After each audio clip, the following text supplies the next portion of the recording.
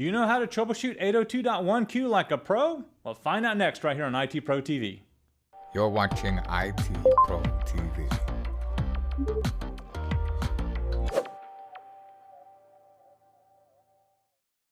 That's right, we're taking a look at troubleshooting 802.1Q like a pro, and here our professional is going to be Mr. Anthony Sequeira. Anthony, you talk about troubleshooting, which I think I can do, but you also put in that qualifier, which I'm not so sure about, like a pro. Yeah. So, Anthony, it's a fairly tough topic for a CCNA student just kind of getting through the configuration. And I remember some of those frustrations with my students where they're like, it's not coming up, it's not working. And then we have to go through the slow process. So what are we talking about when we're doing this? Yeah, one of the things that we're going to want our students to do here is practice all of the variations. You know, that's a big thing. You got to be able to make sure that you can troubleshoot static 802.1Q trunk configurations, dynamic configurations as well, and just we'll show some of the things that can go wrong. So let's jump right in. What do you say, Ronnie? We've got a topology set up here, and I'm going to start with the first thing that we would want to do. It's our primary troubleshooting command. One of the things that I tend to do with my show commands is I'll have my primary go-to show command, and then I'll have secondary ones if I need them. And the primary go-to, let's go to switch 1. Look at this. It's got 4 trunks eventually that it's going to need. So those are 4 links right there that need to be trunking. And if we're worried that, well, maybe it's not doing those trunks like it should, let's go over to switch 1. What's our primary command? It's show interfaces trunk. That command right there is my primary 802.1Q troubleshooting command. It's that simple. And we can see no trunking. We got a big problem here. Yeah. So there is no trunking that's going on. Why not? Well, Ronnie and I were playing with this before the show, and this is so cool. This is the show run all command. And if we look at all of these default commands in the running configuration that we don't normally see, we're going to find out that if we go all the way, look at all these commands, if we go all the way down to the interfaces, we're going to see that the ports on this particular switch, they are set to access mode. So that's exactly why we did not get a trunk. Ronnie, this is absolutely incredible, isn't it? So let's go to 0/1. There's that 0/1. And look at this. Switch port access VLAN 1. So that is why we are not trunking. So if I go into that interface gigabit 0/1, and I do switch port trunk. The first one I want to show is this one, the encapsulation command. This command, switch port trunk encapsulation, it's not even on some Cisco devices because they can't do inter switch link. So if they can't do inter switch link and they're forced to 802.1Q, you don't even have this command. But note, we could make sure that we're going to be doing .1Q switching by using that command.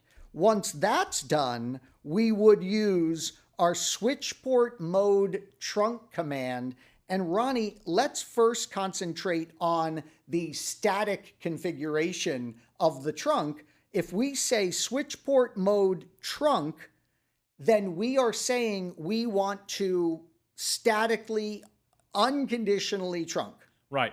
So with this idea, we're not going to be participating in any possible dynamic trunking, and we're hard setting this. And everybody has their own opinion about this. So I keep hearing different ones over the years. So when I first learned it, it was like, you always want to statically, unconditionally set everything possible. And then a few years later, start reading books like, oh no, the switches can do it. Let them do it. What's your opinion? Yeah, my opinion is in an exam environment, you're going to do whatever they ask you to do. Leave your opinions and your bias by the wayside. Just do whatever they ask you to do. But Honestly, I love to eliminate dynamic protocols whenever possible. I had someone recently on social, when I asked like a practice exam question, they responded, friends don't let friends use DTP, Right. the dynamic trunk protocol. Switchport no negotiate is killing it, right? Yes. It's saying, look, we want a trunk, don't negotiate it. Now, should I have gotten a trunk? Well, if I do my primary command, show interfaces trunk, the answer is, wow, interesting. We did get a trunk. And let's interpret this. The mode is on. We're doing 802.1q. We are trunking, and the native VLAN is 1. And then we can see the ports, the VLANs that are allowed on that trunk. All of this is really important data. And this is all ingredients we might need to check to make sure we've satisfied the requirement. If I go over now to the Switch 2 device, show interface trunk, we see that, look at this, it has negotiated the trunking. So that's super interesting that we have one side now that is statically trunked. This side is a negotiated trunk for the encapsulation only. And we are, but look at this, the mode is auto. So this side did everything automatically. And this is like at the NP level, if they said build a static trunk, you just failed. Sure, you built it statically on one side, but not on the other. So you just need to remember to come over here, check with that primary command, and then do the mirrored command. So I'm going to do switch port trunk encapsulation .1q. That stops the negotiation that was done of the .1q encapsulation. And then switch port mode trunk, right? And I can even say switch port, no more negotiation. And now I'm hoping our primary command of switch port interfaces trunk gives us that beautiful static setting. We are now in a mode of on, no longer auto. We have not negotiated the encapsulation, Ronnie, and we're trunking, and it's the native VLAN of 1. By the way, the native VLAN, that could be an issue. So watch out for that. It needs to match. A lot of people these days will essentially eliminate the use of the native VLAN by setting it to an unused VLAN, like VLAN 999 you see a lot. Right. And that VLAN isn't used for anything, and they set the native trunk that way so that there can be no security breaches that leverage the native VLAN. I said native trunk, forgive me, it's native VLAN. So they set that native VLAN to 999. It's not a used VLAN. They are now more secure, but they'll forget to do that on one end of the trunk. And now you have a native VLAN mismatch, and that could cause you issues with your trunk link. So let me ask this question, okay? Because I've seen this happen before where I did get where it said native VLAN mismatch.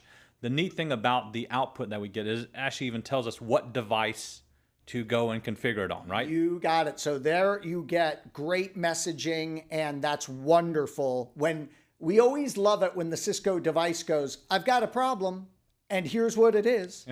That's always great. Yeah. So in that situation, we would just go to the device that it's reporting to and reset that to whatever is actually matching that needs to be, and then we're perfectly fine. You got it. Now, Ronnie, one of the things that I said at the beginning of this episode is the fact that we love to have our primary command, but then like we often have secondary ones. Let me show you a good secondary troubleshooting command here.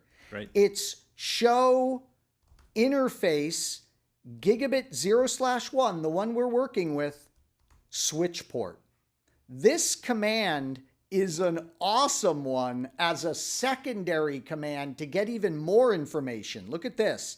The operational mode is trunk. The administrative trunking encapsulation, what we've set is .1q. What it's actually doing is .1q. The negotiation of trunking, DTP, has been turned off. That is a great static trunk configuration right there. The access mode VLAN, the trunking native mode VLAN, the administrative native VLAN tagging is enabled. So that's really interesting. We are tagging the native VLAN here. That's super interesting. So we're essentially doing away with that security potential of an untagged native VLAN. So lots of interesting and important stuff that you can learn about in this more verbose look at the switch port characteristics. But notice what I said, this is my secondary kind of troubleshooting command for trunk links. I don't go to this output right away. Right. Now, let me go back to the dynamic trunking for just a moment. So if it's already set for us, whatever dynamic trunking that, as we turn it on, and we need to troubleshoot that, is the troubleshooting option, we'll just set it to static? Or is there something else we might need to do if we're supposed to actually keep it dynamic? Yeah, if they want a dynamic trunk, they meaning our boss or the Cisco exam author, well, boy, we've got it pretty easy based on what we saw. So let's play with the second link between these two. It's interface gigabit 0/2. So can I just do it this way? Can I just say switch port mode trunk? And then notice we don't get any additional options that way. So the way we do the dynamic trunk is switch port mode dynamic and then auto or desirable. If they want a dynamic trunk, we better make sure that we're not using the mode of on either side of the link. Now, you want to do a combination, Ronnie, of auto and desirable. The big gotcha here is auto on one side and auto on the other side, no trunk. It reminds me of my high school dances, actually. Oh, okay. Yeah. Well, in high school, actually, I got to go back even further. It was the elementary school dances. Oh. What would happen would be they'd get all the boys on one side of the auditorium and all the girls were on the other side. And they didn't force us to do that. That's just what happened. And then they would start playing the slow dance music and no one was dancing. And it was because both sides were auto. No one wanted to initiate the dancing. So we need, oh boy, this works out well, this analogy. Yeah, no, it does. One side needs to be desirable. Right. So if one side initiates the dancing, then it would always happen. And by the way, it was always the girls in my elementary school that were the brave ones that would walk over and say, hey, let's dance. So let's do it this way. Let's say switch port mode dynamic auto on this side. And now if I go over to switch 1, and we go into interface gigabit 0/2, switch port mode dynamic desirable. Let's see if we get the trunk. One side is set to desirable, one side is set to auto. Let me do my show interface trunk, my primary troubleshooting command, and it worked beautifully, but we have a problem. Can anyone see the problem? It's under encapsulation. Yeah, look at this. So we got a trunk, great, but unfortunately it negotiated inner switch link. This switch must be something out of the 80s. What is it doing? It's going old school ISL on us. So boy, oh boy, we need to fix that. We'll go in to the trunk and we'll say switch port trunk encapsulation .1q.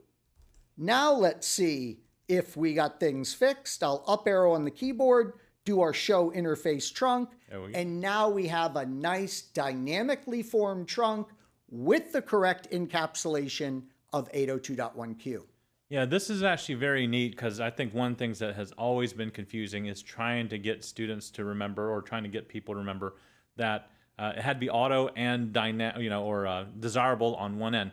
Now, speaking of that though, I have run into this on different equipment where it actually is default on the interfaces set differently. That is so, thank you, Ronnie. That's the big deal here, is that every switch you go to, it seems like there's different defaults. There's, again, like I said, you could go to a switch and you could go switch port trunk encapsulation, and it's like, I don't even know what you're talking about because it can't do ISL, so that command doesn't exist. So get ready to be flexible based on the equipment that you're on. But if you understand these foundational principles, well, you're just like, oh, okay, this switch can't do that. And you just work with it that way.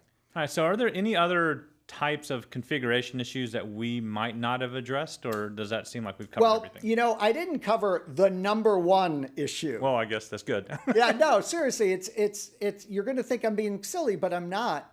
Make sure you're on the right interface. You know, Yeah. and Ronnie's laughing because yeah. he's done it. We've all done it.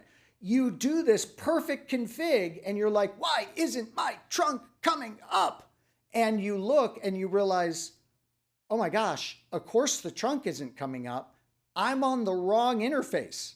So make sure you are configuring the correct interface on those two devices so that your trunk is what we like to call happy. All right, Anthony. Well, thank you for helping us to address these issues, especially when troubleshooting 802.1q. And as he said, make sure you have those go-to commands. Make sure you also understand the nature of how these work. And also what I mentioned here, that every device that you come to, you may find out that it's going to set up differently by default. So you have to take a look. As Anthony suggested, be flexible. Well, this is a great place for us to end this episode as well. Signing off for IT Pro TV, I'm your host, Ronnie Wong. And I'm Anthony Sequeira. Stay tuned right here for your CCNP Encore show. Thank you for watching IT Pro TV.